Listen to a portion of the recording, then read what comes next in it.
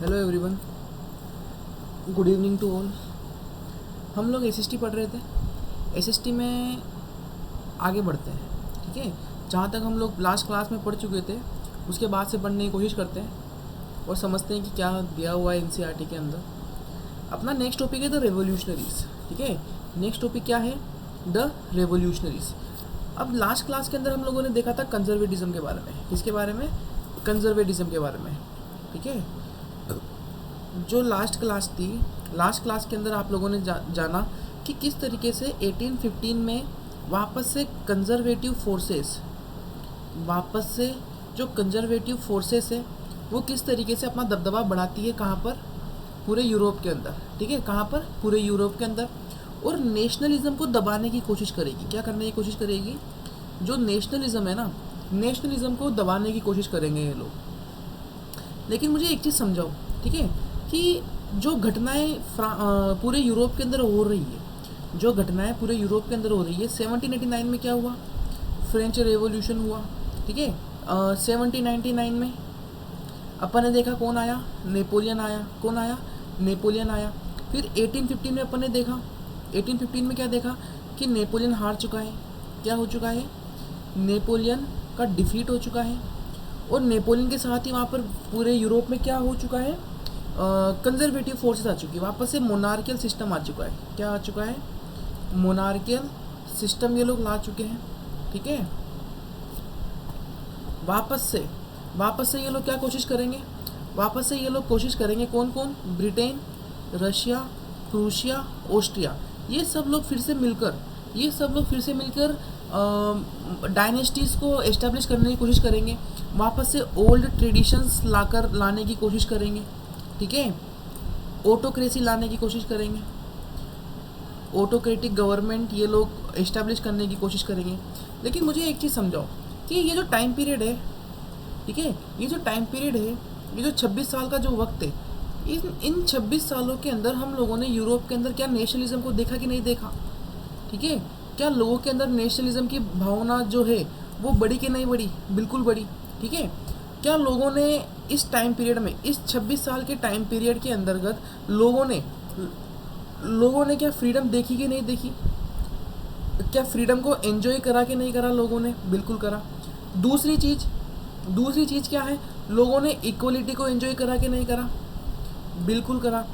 तीसरी चीज़ कि जो वेट और मेजर सिस्टम था, ठीक है, करेंसी, ट्रांसपोर्टेशन, उसके अलावा कम्युनिकेशन सिस्टम, क्या इन सबको सुधारा गया कि नहीं सुधारा गया यूरोप के अंदर? चौथी चीज़, क्या लोगों का सर्वडम ख़त्म किया कि नहीं किया? ठीक है। लोगों के जो पुराने कर्जे थे उनको माफ़ किया कि नहीं किया? ठीक है, क्या गया कि नहीं किया गया? जब लोगों को इतना सब कुछ मिल जाएगा तो क्या वापस से 1815 के बाद क्या लोग वापस से मोनार्की के गुलाम बनेंगे कि नहीं बनेंगे? नहीं बनेंगे। सिंपल सी बात है। अरे भाई, जब लोगों ने ऑलरेडी ये सब चीज़ें लोग इन्जॉय कर चुके हैं, लोगों को पॉलिटिकल राइट्स मिल चुके हैं, लोगों को क्या मिल चुके हैं? पॉलिटिकल राइट्स मिल चुके हैं। साथ ही साथ लोगों को कहीं ना कहीं सफरेज भी मिला हुआ है, कहीं ना कहीं लोगों को सफरेज भी मिल रहा है, महिलाओं को अधिकार मिल रहे हैं, ठीक है, महिलाएं अपने अधिकारों के लिए लड़ाई लड़ रही है। तो इतना सब कुछ होने के बावजूद 26 साल के बाद जब वापस से ये लोग मोनार्कियल सिस्टम को एस्टेब्लिश करेंगे तो जो जनता है, जो सिटीजन्स हैं, क्या वो लोग क्या दोबारा से रेवोल्यूशन नहीं करेंगे? क्या ये लोग दोबारा से रेवोल्यूशन नहीं करेंगे क्या? ठीक है। क्या ये दोबारा से अपनी इक्वलिटी की, अपनी फ्रीडम की, अपने पॉलिटिकल राइट्स की ये लोग डिमांड्स करेंगे कि नहीं करेंगे? करेंगे, बिल्कुल करेंगे। अब लोगों के अंदर क्या आ चुका है? लोगों के अंदर कम्प्लीटली नेशनलिज्म आ चुका है, ठीक है। यूरोप के अंदर जो पूरी जनता है, जनता के अंदर नेशनलिज्म की भावना आ चुकी है। एक न्यू लिबरल आइडियोलॉजी का उदय हो चुका है। आई बात समझ में? तो चाहे 1815 के अंदर ये लोग नेपोलियन को हराकर वापस से मोनार्कियल सिस्टम को, ओल्ड ट्रेडिशंस को, ऑटोक्रेटिक गवर्नमेंट को वापस से एस्टैब्लिश तो कर देंगे, लेकिन रेवोल्यूशन रुकते नहीं है। लेकिन they can not control the revolutions, ठीक है, but they can not control the revolutions, ठीक है, द रेवोल्यूशनरीज। तो आगे पढ़ते हैं क्या होता है फिर फिर अपन को देखने को मिलता है रेवोल्यूशनरी पीरियड, ठीक है। During the year following 1815 the fear of रेप्रेशन drove many liberal nationalist underground, ठीक है। अब यहाँ पर एक बात हो रही है, कि 1815 के बाद जो पावर है वो पावर किसके पास चली गई, मोनार्क के पास चली गई फिर से, ठीक है। वापस से मोनार्क पावरफुल हो गया, सारी आर्मी सारा कंट्रोल किसके पास चला गया, राजा महाराजाओं के पास चला गया, ठीक है। तो fear of रेप्रेशन drove many liberal nationalist underground, तो जितने भी लिबरल नेशनलिस्ट लोग थे, ठीक है, जो किसकी डिमांड कर रहे थे, कहीं ना कहीं डेमोक्रेसी की डिमांड कर रहे थे, ठीक है, कहीं ना कहीं वो कुछ ना कुछ बदलावों की बात कर रहे थे, वो लोग मोनार्की को हटाने की बात कर रहे थे, वो लोग रिपब्लिक लाना चाहते थे, एक कॉन्स्टिट्यूशन बनाना चाहते थे, एक पार्लियामेंट का निर्माण करना चाहते थे। आई बात समझ में? तो कहीं ना कहीं ये जो लिबरल नेशनलिस्ट लोग हैं ना, ठीक है, ये अंडरग्राउंड चले गए। अंडरग्राउंड क्यों चले गए? अंडरग्राउंड जाने का मतलब क्या है, ये लोग छुपकर काम करने लग गए, ये लोग छुपकर सीक्रेटली, ये लोग कैसे काम करेंगे, आप सीक्रेटली काम करेंगे, क्योंकि अगर ये खुलेआम काम करेंगे तो राजा इनको मरवा देगा।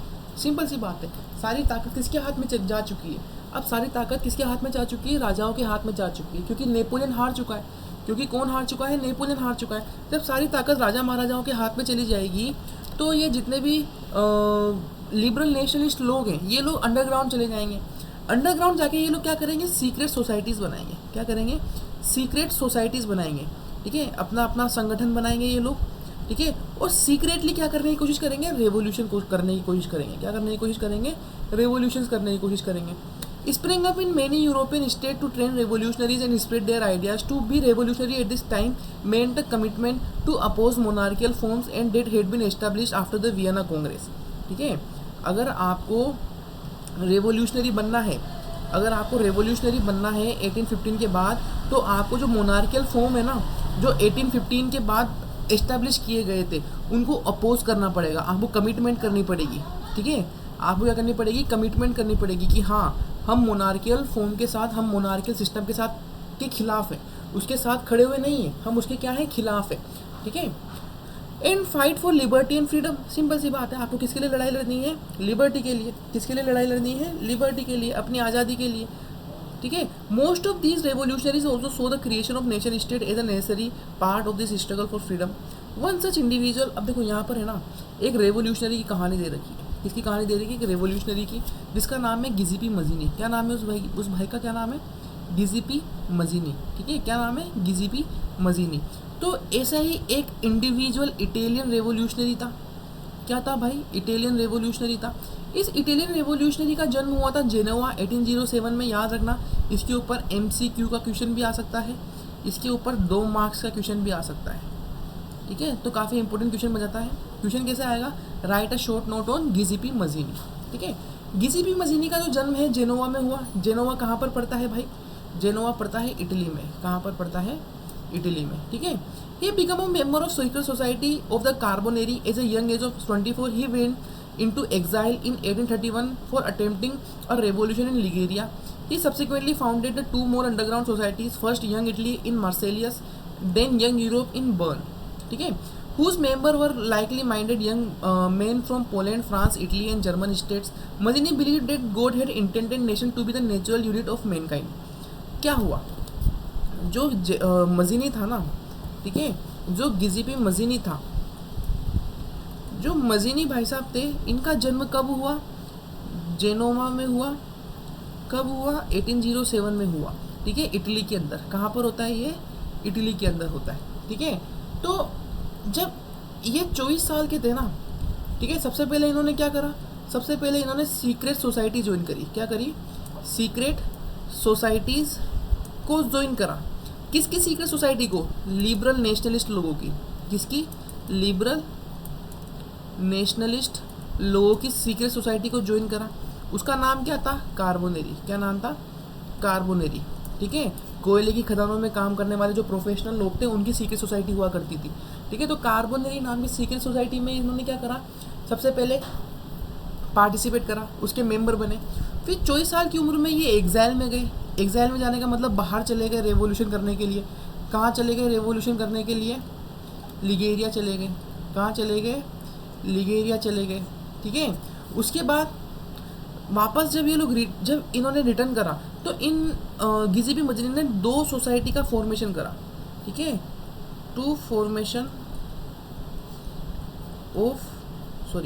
Formation of 2 secret societies. इसने 2 सीक्रेट सोसाइटीज़ भी बनाई। उसका नाम क्या था? एक का नाम था यंग इटली और एक का नाम क्या था? Young Europe. एक का नाम क्या था? यंग यूरोप, ठीक है। इन दोनों सीक्रेट सोसाइटी का फॉर्मेशन किसने करा? गिज़िबी मजनी ने करा। और इस दोनों सोसाइटी में जो मेंबर्स थे वो कौन थे? यंग पीपल थे। कौन थे? यंग पीपल थे। कहाँ के थे यंग पीपल? इटली के थे, पोलैंड के थे, ठीक है, जर्मन के थे। आई बात समझ में? इन सब रीजन के जो यंग पीपल्स थे वो सब मेंबर थे किसकी सीक्रेट सोसाइटी के? गिज़िबी मजनी की सीक्रेट सोसाइटी के। सीक्रेट सोसाइटी का नाम क्या है? Young Italy, young Europe. Secret society ही क्यों बनाई गई? अब ये लोग, चलो इसको थोड़ा और डिटेल में समझते हैं कि वाई सीक्रेट सोसाइटीज, ठीक है। क्वेश्चन क्या आता है यहाँ पर? Why secret society. देखो इतना डिटेल में तुम्हें कोई नहीं समझाएगा। सीक्रेट सोसाइटी ही क्यों फॉर्मेशन करी? Because they can not revolution openly, क्योंकि ये लोग ओपनली रेवोल्यूशन नहीं कर सकते थे। ये लोग ओपनली रेवोल्यूशन नहीं कर सकते थे। दूसरी चीज़, ये लोग सीक्रेटली कैसे काम किया करते थे? ये लोग सीक्रेटली कैसे काम किया करते थे? अपने आइडियाज़ को स्प्रेड करते थे। अपने आइडियाज़ को स्प्रेड किया करते थे जनता के बीच में। अब उस टाइम के अंदर 19th सेंचुरी की शुरुआती दौर की बात कर रहे हैं, ठीक है। उस टाइम के अंदर जो अपने आइडियाज़ हैं उन आइडियाज़ को कैसे ये लोग स्प्रेड करेंगे? Via newspaper. किसके ज़रिए? न्यूज़पेपर के ज़रिए, ठीक है। ये लोग बुक्स के ज़रिए अपने आइडिया को स्प्रेड करेंगे। भाई पहले कोई सोशल मीडिया थोड़ी ना था, तो एक वीडियो बनाई और सब लोगों के पास संदेश पहुंच गया, या फिर टीवी या फिर रेडियो के ज़रिए, ठीक है। उस टाइम पर तो न्यूज़पेपर ही चला करते थे, सिर्फ बुक्स चला करती थी, या फिर जर्नल्स हो गए, या फिर क्या हो गई, पत्रिकाएं हो गई, ठीक है, या फिर प्लेज हो गए, सॉन्ग्स हो गए। तो ये लोग सीक्रेटली न्यूज़पेपर लिखा करते थे, सीक्रेटली बुक्स लिखा करते थे। इन बुक्स के ज़रिए या फिर न्यूज़पेपर के ज़रिए ये लोग अपने जो लिबरल आइडियोलॉजी है वो स्प्रेड क्या करते थे, ठीक है, सीक्रेटली। कैसे? सीक्रेटली। कहाँ पर? सोसाइटीज़ में, समाज के अंदर, ताकि सब लोग इनकी बातों को माने और इनके सीक्रेट सोसाइटी को ज्वाइन करें और मोनार्की के खिलाफ इनके रेवोल्यूशन करने में इनकी मदद करें। अगर ये सब काम ये लोग ओपनली करते तो इनको धर लिया जाता, क्योंकि सारी पावर किसके हाथ में थी? मोनार्क के हाथ में। तो वो इनको दिन दहाड़े मरवा भी देता। समझ रहे हो इस चीज़ को? इसलिए ये लोग सीक्रेटली काम किया करते थे, इसलिए ये लोग सीक्रेट सोसाइटी का फॉर्मेशन किया करते थे, ठीक है। So Italy could not continue to be the patchwork of the small state and kingdoms. It had been forced into a single unified republic with in the wider alliance of a nations. The unification alone put the basic of Italian liberty. Following his model, the secret society was set up in Germany, France, Switzerland, Poland, ठीक है। गिज़िबी मजनी, ये जो व्यक्ति है ना, इस व्यक्ति को देखते हुए जर्मनी के अंदर, फ्रांस के अंदर, स्विट्ज़रलैंड के अंदर और पोलैंड के अंदर, इन सब जगहों पर भी सीक्रेट सोसाइटीज़ का फॉर्मेशन किया गया और लिबरल नेशनलिस्ट आइडियाज़ को फैलाया गया, पूरे यूरोप के अंदर फैलाया गया, ताकि सब जगह पर क्या हो? रेवोल्यूशन हो। रेवोल्यूशन किसके खिलाफ हो? किसके खिलाफ हो? अगेंस्ट मोनार्कियल फॉर्म्स बोलो, ठीक है, या फिर ऑटोक्रेटिक गवर्नमेंट बोलो। आई बात समझ में? इनके खिलाफ ये लोग क्या कर सके? रेवोल्यूशंस कर सके, ज़्यादा से ज़्यादा जनता को इकट्ठा कर सके। Mazzini relentless opposition to monarchical and his vision of the democratic republic frighten the conservatives, ठीक है। मजीनी जो व्यक्ति था ना, इटालियन रेवोल्यूशनरी था, इस व्यक्ति से सभी लोगों को डर लगता था, ठीक है। इस व्यक्ति से सभी लोगों को डर लगता था। समझ रहे हो इस चीज़ को? Metternich describe him the most dangerous enemy of our social order, ठीक है। ये मेटरनिक कौन है? ये वही ड्यूक मेटरनिक है जिसने वियना कांग्रेस को होस्ट करा था। अरे भाई, ऑस्ट्रिया का चांसलर था कि नहीं था? ऑस्ट्रिया का चांसलर था, कौन था? Duke Metternich. उसने क्या बोला मजीनी के बारे में? उसने बोला कि मजीनी सबसे खतरनाक व्यक्ति है किसका? हमारे सोशल ऑर्डर का। इनके सोशल ऑर्डर का मतलब क्या है? कंजर्वेटिव ऑर्डर या फिर मोनार्की का। किसका? मोनार्की गवर्नमेंट का सबसे खतरनाक दुश्मन है। कौन है? कौन है? मजीनी है। कौन है? मजीनी है। तो यहाँ पर भी एक MCQ का क्वेश्चन बन सकता है कि ये जो लाइन थी वो लाइन किसने बोली थी? तो क्या लिखोगे? किसने बोली थी भाई? मेटरनिक ने बोली थी। किसने बोली थी? मेटरनिक ने बोली थी। आई बात समझ में? ठीक है। तो ये रेवोल्यूशनरीज के बारे में भी हम लोगों ने जो टॉपिक है वो ख़त्म कर लिया। इस टॉपिक के ऊपर 2 या 3 नंबर का क्वेश्चन बन सकता है, 2 और 3 मार्क्स का क्वेश्चन आ सकता है, मजीनी के ऊपर आ सकता है, ठीक है, या फिर सीक्रेट सोसाइटीज़ के ऊपर आ सकता है क्वेश्चन कैसे भी आए। जब आप लोग पूरी चीज़ को समझ चुके हो तो आप कैसे भी क्वेश्चन का आंसर लिख सकते हो, ठीक है। जब आप लोगों को पूरा सार पता है, पूरी समरी पता है आप लोगों को, तो चाहे कैसा भी क्वेश्चन आए आप लोग उसका आंसर कर सकते हो, कोई बड़ी बात नहीं है, ठीक है। आगे बढ़ते हैं अपन। नेक्स्ट टॉपिक है अपना the age of revolutions 1830 and 1848। अब होता क्या है ना कि 1815 में क्या हो चुका है? वापस से मोनार्की आ चुकी है। क्या आ चुकी है? कंजर्वेटिज्म आ चुका है। क्या आ चुका है? कंजर्वेटिज्म आ चुका है फिर से, ठीक है। तो 1815 के बाद लोगों के अंदर तो नेशनलिज्म तो जाग चुका है, ठीक है, लोगों के अंदर नेशनलिज्म तो जाग चुका है। अब जो जनता है, ठीक है, जो सिटीजन्स हैं, जो पीपल्स हैं, वो लोग फिर से गुलामी नहीं करना चाहते, वो लोग फिर से गुलामी नहीं करना चाहते। तो जब वापस से यहाँ पर कंजर्वेटिव ऑर्डर आएगा तो क्या लोग रेवोल्यूशन करना बंद कर देंगे? क्या नहीं कर देंगे?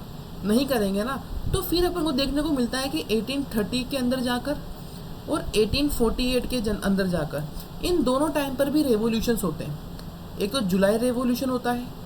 जुलाई रेवोल्यूशन कब होता है? 1830 में होता है।